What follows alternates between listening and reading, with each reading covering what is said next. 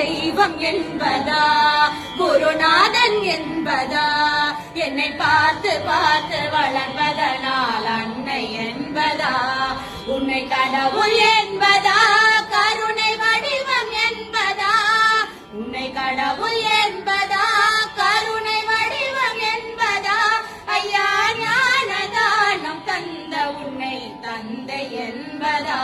ஐயா ஞானதானம் தந்த உன்னை தந்தை என்பதா உன்னை தெய்வம் என்பதா குருநாதன் என்பதா என்னை பார்த்து பார்த்து வளர்ப்பதனால்